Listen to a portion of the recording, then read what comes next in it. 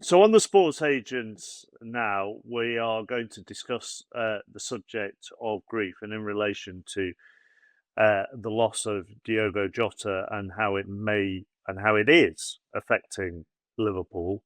Former Liverpool defender Stephen Warnock and sports psychotherapist at Cognacity Gary Bloom are with us. Before we bring them in, we're just going to hear from Jurgen Klopp. I cannot imagine right now the dressing room without him being there. That's as so hard. It's so hard. I still cannot speak properly about it. It's really like that. It was an incredible shock, and that's for the boys as well. I could think we don't speak about it because otherwise some bad journalists make a story of it. What I said about him and what it means. Nobody at Liverpool will ever use it as an excuse, but it is the situation. You walk every day in this room where he was omnipresent. So that's Jurgen Klopp speaking to Stephen Bartlett on the Diary of a CEO. And of course, we should just frame this discussion we're about to have that Jota's death is much bigger than football, and it is, of course, much worse for his family and his close family, his extended family, what they are going through and will have gone through and will continue to go through. But I think it is an interesting, and it is a I guess difficult thing to talk about. Grief is difficult anyway to talk about, and particularly when you're aligning it to performance in sport, because the two seems so trivial actually to talk about performance on a pitch in relation to kind of death, and losing somebody, which is important. It is the most important thing, isn't it? Relationships and family, and that, I guess, is where we come to those relationships and the family that is Liverpool Football Club and what they're going through right now. And it's thrown up a lot of questions, I think, for people in terms of how much this season you can even critique Liverpool because of what's going on in the background. But Gary, if I can just start with you, that clip there, when I first heard it, really impacted me, because I think we don't know, do we, what goes on behind closed doors. We don't know how somebody is the glue almost to a place. And I think Jota as a character, perhaps people outside of Liverpool Football Club maybe didn't have any idea what his relationship was like with other people. But when Jurgen Klopp talks about him, you get a real sense of somebody who was able to be as close with the older, more established players, the younger players, the staff around the club. Somebody who was so loved and so well regarded throughout the whole club. Gosh, this is a difficult one to talk about, Gabby, because it's a very, very sensitive issue. And I think we have to recognize the sensitivities of a lot of people who are grieving. But there's two issues here for me as a psychotherapist. This is not just individual grief for the individual players who knew Diogo, but we're looking at something called collective grief, which is in some respects very different from traditional individual grief. Because when we lose somebody who we love in our life, we might be carrying it around and dealing with it as an individual. But when is collective grief, when the fans and the players and the support staff of Liverpool Football Club and everybody else involved with this tragedy, it becomes very different. And one of the things I'd like to get across here from the get-go is collective grief is harder, and I don't think we've reached peak grief yet. I think it's going to get worse before it gets better. I'm not a predictor of football scores, but I think this will reach its peak mid-January, and maybe you'll get the first shoots of recovery maybe slightly later, February, March time. I'm sort of glad you began with that, Gary, because I don't have. I feel okay to talk about grief, and we've I would imagine all of us have gone through grief at different stages, and if I was to talk about my own grief, I do that in the full knowledge that I am controlling exactly when I talk about it and what I want to talk about. And therefore, whilst grief can be overwhelming and come over you like a wave, and you have to allow it to do that, and that takes you by surprise. In the main, I can control when I when the grief hits me, when I choose to grieve, when I want to talk about it, when I don't want to talk about it. And the one thing that has struck me since the terrible event of the summer is that it's very difficult for the individuals at Liverpool Football Club to control their grief because it is so public. And I would imagine that's the same for Diogo Jota's family as well. But in the context of what we're talking about with Liverpool Football Club, it is very public and collective and out of their control in many ways. Well, in some respects, Mark, I mean, I'd agree with everything you're saying. There's a but coming. And the but is that when you decide to deal with your own grief, and all of us here have lost anybody, you're not reminded of it by 20,000 fans belting out his name. You're not there with the tributes behind the main stand at Anfield. You're constantly reminded of it.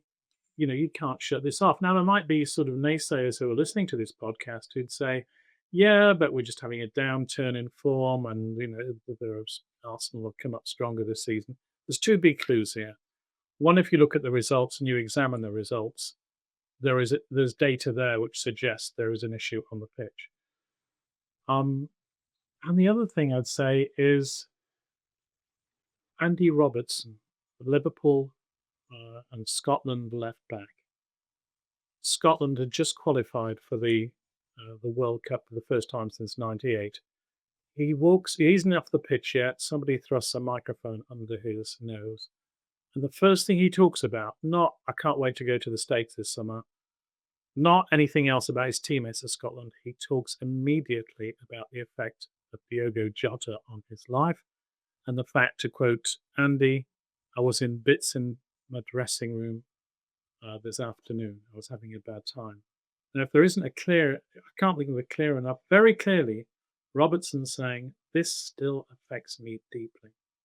So there's no getting away. This is a psychological issue. And the final thing I'd say, Gabby, is good players don't turn into bad players overnight. Liverpool have a fantastic squad. They've achieved whatever they've achieved in the last 12 months when Arne Slot's first season in charge. Those people don't become bad players. Something's going on there.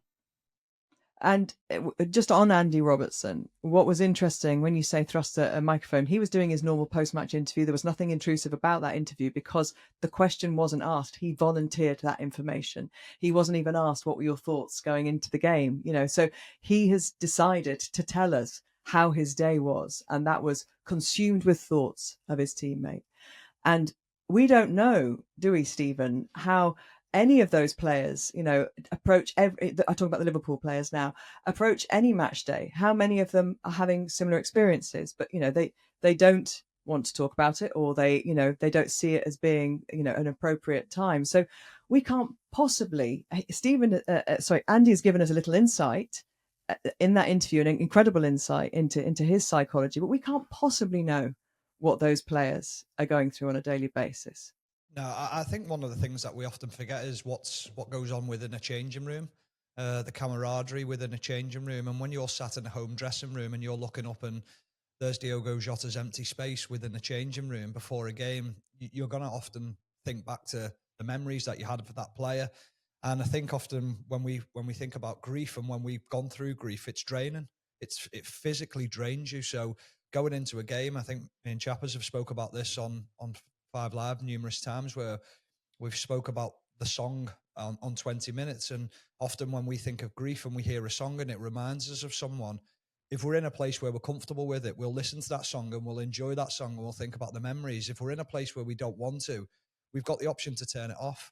Liverpool fans are singing the song on 20 minutes. Liverpool players can't suddenly just turn around and say, hang about, I'm not ready for that at the moment. Let's turn it off. That's a difficult process for the players to go through. And I think the other side of it is that players will all grieve in different stages at different times. There'll be some players. I read someone posted yesterday on social media about players having a different ability to bounce back quicker, or people in general. And you think of Frank Lampard when he lost his mum, and he played the next day, scored a goal, and was arguably Chelsea's best player for the rest of the season. some people have different drives in them, but it's very interesting there to hear Gary's thoughts on a collective grief. I'd never even thought of it in that way. You just think of players individually, but collectively, that must be completely different to what they're going through.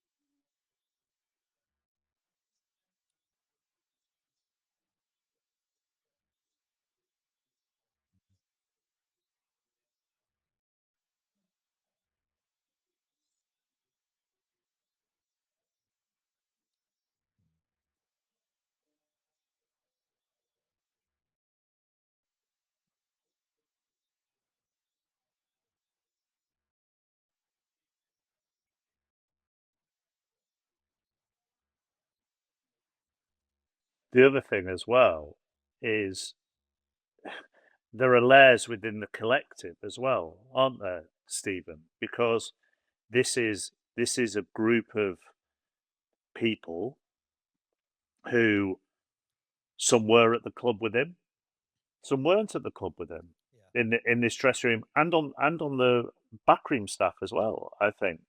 So there's a different challenge, I suppose, for this squad, because there will be some people coming into a grieving dressing room who never knew Diogo Jota and are having to work through how they deal with that. Yeah, I think it was interesting at the start when we were talking about his ability to connect with so many players with different age groups and things like that. And I know a lot of the staff at Liverpool, and I spoke to them, and what they say is that he was exactly what everyone is talking about. He was the person who was infectious. He lifted the mood when things were down. He was always walking around with a smile on his face. So when you lose someone like that in the changing room, I'm guessing it's very difficult for someone to, and I don't want to use the word, but you almost replace him, because you'll never replace it, but you do need someone else like that in a changing room. But when you lose someone of that importance, it must be so difficult. And I look at the new players walking into the changing room, and they're not walking into a happy changing room. They're walking into a changing room that's grieving. How do they deal with that? How do the new players approach the players that have been at the club? How do they talk about Diogo Jota?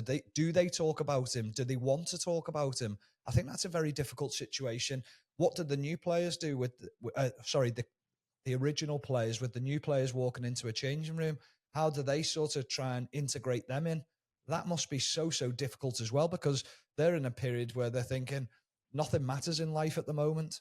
There's more important things in life than new players walking into a changing room. We're all grieving. The families are grieving. A horrible situation.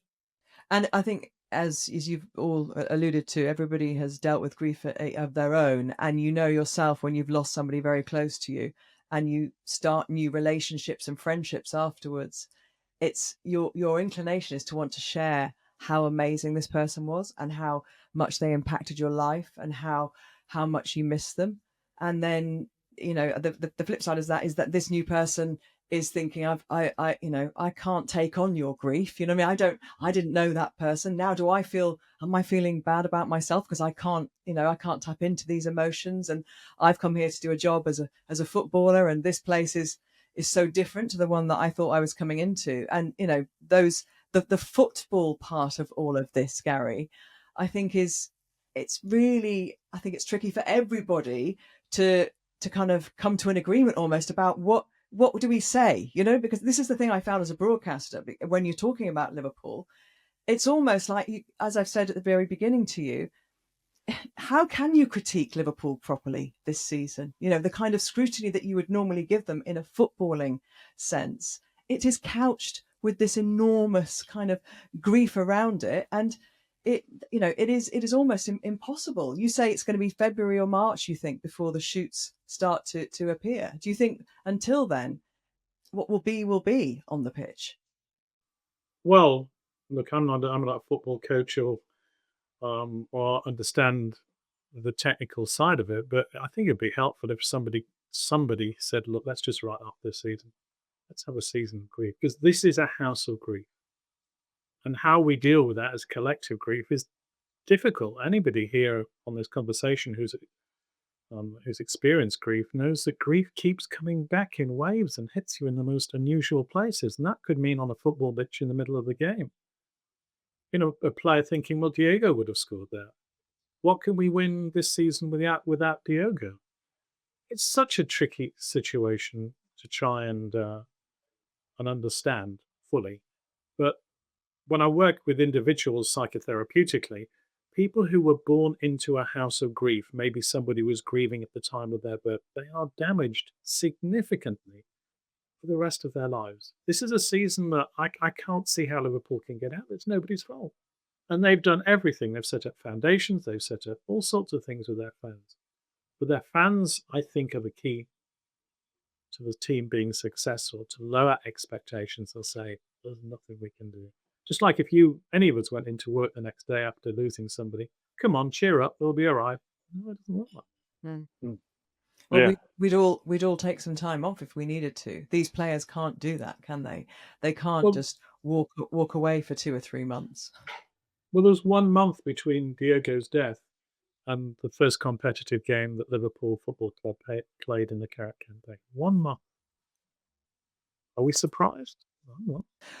Well, I think the leadership at the club is interesting, isn't it? Because again, you look at big characters. At the top of the club, you've got the manager, obviously, and I think he was criticised, wasn't he? Or at least there was some kind of talk about him having a few days off when he needed a few days away, and we don't know why he took those, couple of days off. But it feels like people should be allowed to do what they need to do, Stephen, around the club. And if that means having a bit of time away, because every time you cross that white line and you go on a pitch, people expect you to give what you've always given, and you're being held to the standards that you've always shown.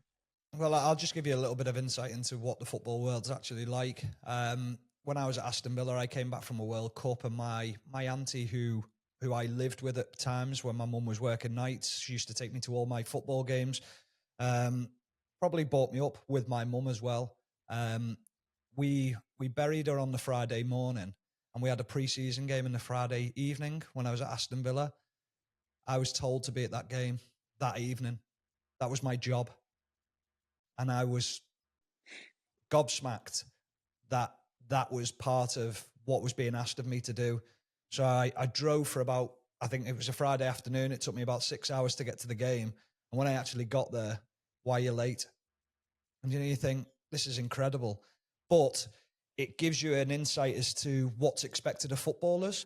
So at the moment, there's an element where people are looking around saying, well, why aren't the players performing? If a player was to sort of put his hand up and say, listen, I'm really struggling with this. This is, well, you get paid 350 grand a week. You get paid 300 grand a week. That's your job, to get on with it. And there's a lot of players who might listen to this, who might look at it in a different way and say, once you step over the white line, you do forget everything. But you forget everything to a certain degree. But what Liverpool are reminded of every single game when they play is that song comes on, which constantly reminds them on, like Gary says, and you see the banners behind and you see the faces of him. Well, it brings all the memories back. I also think there's an element at the moment where senior players or players are reluctant to have a pop at each other within the squad because they don't know what the boundaries are and where that player's at that moment in time. So there's players at the moment that look almost disinterested or look like they don't want to say anything. And I think you can see that in players' body languages at the moment. For me, I've spoke about it in the last couple of weeks about Liverpool. There seems an apparent lack of fight within the team. But I think that's not a lack of fight. I think that's a lack of where are we at with each other as individuals, and where are our boundaries again? What are the, where can I take it to with a certain player? I don't think they know that where they're at with each other at the moment. I'd also say, Steve, you make some really good points there. I'd also say the physical effects, and I think you talked about it before, the physical effects of grief are real. There is a difficulty falling asleep and staying asleep. There's a loss of appetite. There are physical manifestations of grief. And if anybody listening to this podcast has gone through grief, you'll know what that feels like. Suddenly you can't get that person out of your mind. Andy Robertson in a World Cup qualifier, which Scotland won to take them to the world, the first thing he says is, I was in bits. Now, how many people in a dressing room where everybody's after your jersey, everybody just wants to take your place, is going to say, actually, I was in bits this afternoon? Which manager would say, oh, don't worry about it. Take some time off? Very few. Gary, just on the process, do you think they can do anything else at all? Is there anything they could do differently? I mean, we don't know what they're being offered within the club in terms of some time away, or help with psychiatry, or with counselling. Is there anything else that you would look in and think? I mean, you've mentioned writing the season off. Is it simple as that? Just saying, right, this season's gone. I think the club can do some work, but I'm not being critical of Liverpool. They've been magnificent in this. They've got the Liverpool Foundation. They've got lots of projects. I would want to understand what the fans really think about this and how you move forward. And I would have some sort of collective way, talking to the fans, players' representatives, coaching staff, of how you solve the problem of Diogo, because it's right there. If I was drawn into another football club and they had, heaven forbid, a similar situation, from the get-go, I'd open up supporters' helplines where the fans can ring in and talk about their feelings, because the grief around Diogo often sets off another form of grief, which is your own personal grief. This reminds me of so-and-so. This takes me back to when I lost this person in my life. So I would think about consultation with the fans. I would think about opening up helplines, players manning those helplines at times, and then somebody coming out and saying, I'm not sure we can do what you want us to do this season, because the grief is collective, it's deep, it's complicated, and we're probably not going to see the best of Liverpool right across the club for another few months. Because those fans need their experiences at Anfield to be able to deal with their grief, and for them to be able to pay their tributes and pay their respects, and some of them might be their only trip to Anfield this season. Different people go however many different times. It's not always just season ticket holders. So for those fans feeling the grief, they need to do it their way as well, which is the tributes and the flags and the songs and the scarf, because that is what they need in any moment. It goes back to this point. This is so individual and so layered that it makes it such a very difficult subject to talk about, because grief is so individual, Stephen. I think there's been a lot of talk on social media at the moment from Liverpool fans as to about the 20 minutes and what do they do? What is the what is the right thing to do on 20 minutes? Is it to stop the song? Is it to continue the song? Is it disrespectful to stop the song? Are we doing the right thing? I think they are so torn, the Liverpool fans, as to what to do, that almost to do nothing, which is to continue doing what they've been doing, is the right thing. Because, I mean, surely, Stephen, it's the wrong thing, because ultimately, what do Liverpool fans want? They want success of the team. They want the team to get back to winning again. But they also want to be respectful, don't they, towards Diogo Jota? Remember his live or continue his legacy, and there's other ways of doing that, I'm sure. But I think it's a situation that Liverpool fans are very aware of. But Chappers makes a brilliant point there, that with Liverpool Football Club, and like the biggest football clubs in the world, you will get different fan groups coming in at different points in the season and want to show what their respect. I think the other thing that happens, and we see it often, is that when a team comes to Anfield, is that they lay a wreath. It's then posted all over social media. Players are so across social media these days, is that they're going to see these things, and then again, it's bringing up repeatedly what's going on in the grief process. So this is just it seems like an endless cycle that's going to continue for a long time, like Gary says, and when it'll end, we're very unsure. Thanks to Gary and Stephen, and please make sure you subscribe or follow and leave a review. Catch up with all our past episodes on YouTube, Global Player, or wherever you get your pods. And remember, you can always get in touch, the sports agents at global.com, or message us on social media or via the link in the show notes. Thanks so much for listening.